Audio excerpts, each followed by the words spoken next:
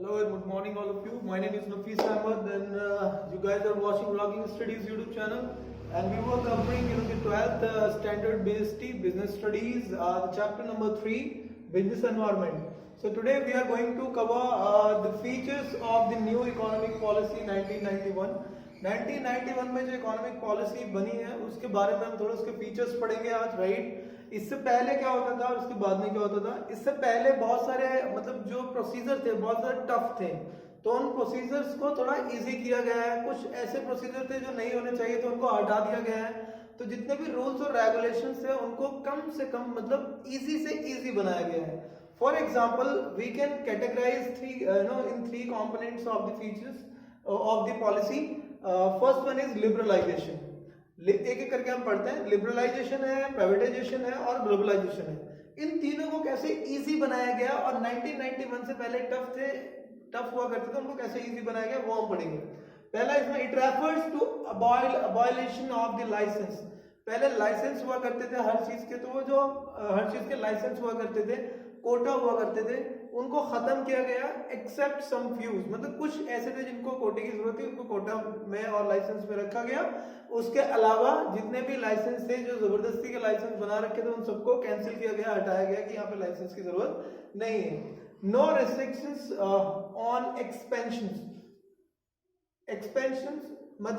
कि जब आप बिजनेस को फैलाना चाह रहे हैं, बिजनेस को बड़ा करना चाह रहे हैं, तो उसमें कोई रेस्ट्रिक्शन नहीं रखा गया। पहले बहुत सारे टैक्सेस बढ़ा दिए जाते थे, या उसमें आपको पहले डॉक्यूमेंटेशन करनी होती थी, बहुत सारी चीजें थी जो आपको करनी होती थी। उन सबको हटा दिया गया है कि बिजनेस को जब भी आप एक्सपेंड करना चाहते हैं कोई रिस्ट्रिक्शन नहीं है, आप उसको बढ़ा सकते हैं।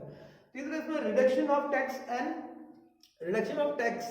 टैक्सेस को रिडक्स किया गया, हटाया कम किया गया, कम से कम टैक्सेस चार्ज किए गए। And lifting the unnecessary controls over the economy.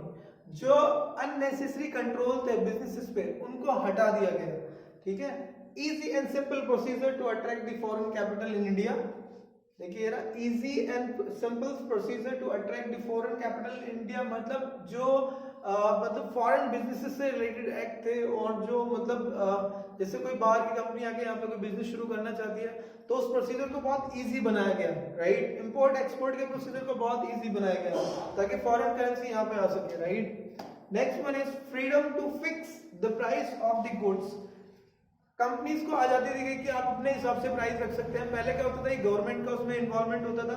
अब कंपनीज को आजादी दी गई कितना आपका खर्च आ रहा है उसी हिसाब से आप किसी भी प्रोडक्ट के प्राइस रख सकते हैं और सर्विसेज के प्राइस रख सकते हैं। और मूवमेंट ऑफ द गुड्स भी फ्रीडम दी गई कंपनीज को कि आप कहीं से भी अपना गुड्स मंगा सकते हैं, मूव कर सकते हैं, right.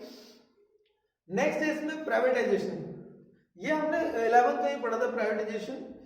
Privatisation transfer of public sector to the private sector.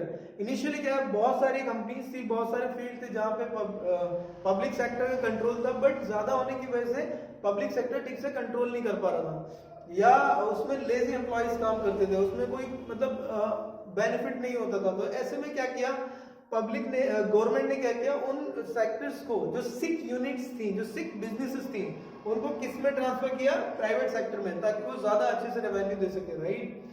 Setting a board of industrial and financial research. एक बोर्ड सेटअप किया गया। उस बोर्ड का काम क्या था, उसको आइडेंटिफाई करना था कि कौन सी यूनिट सिक है, गवर्नमेंट की कौन सी यूनिट सिक है, जिनमें जो काम ठीक से नहीं कर पा रही है, जिनमें थोड़ा इन्वेस्टमेंट करने की जरूरत है।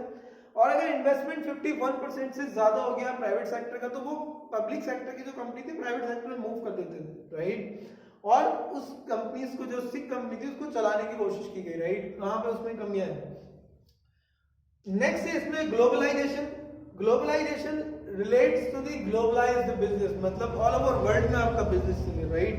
अब उसमें क्या हुआ, जब भी आप ग्लोबलाइज करेंगे बिजनेस तो इंपोर्ट लिबरलाइजेशन होना जरूरी है कि आप गुड्स अगर मंगा रहे हैं तो इजी वे होना चाहिए गुड्स मंगाने का, ज्यादा रूल्स और रेगुलेशंस नहीं होनी चाहिए, टैक्सेस नहीं होने चाहिए, राइट। तो उसको कम किया गया। नेक्स्ट है FERA. It refers to foreign exchange regulation act. इसको रिप्लेस कर दिया गया।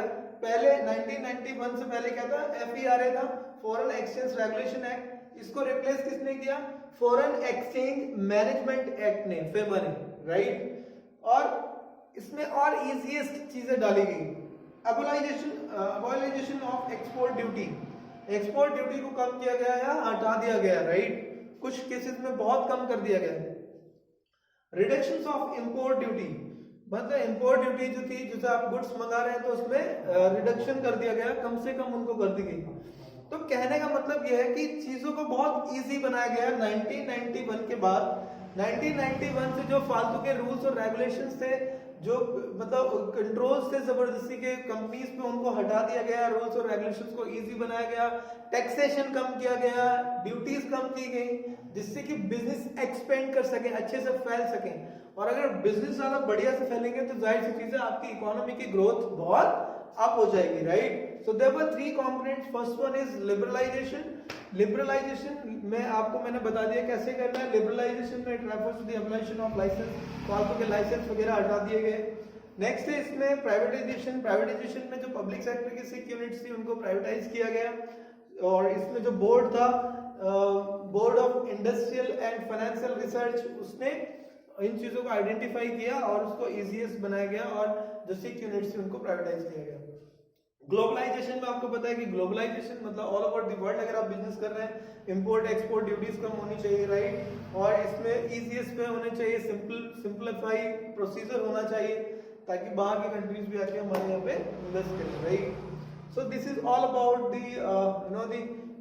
features of the new economic policy 1991. If you guys are having any doubt, please talk to me or call me or WhatsApp me. I hope आपके सब कुछ समझ में आया होगा। नहीं आया होगा 1000 बार पूछिए, I am there to tell you guys. Thank you so much for today. This is all about for today's class. I'll see you tomorrow with the new things. Have a nice day. Take care. Enjoy at your home. Bye.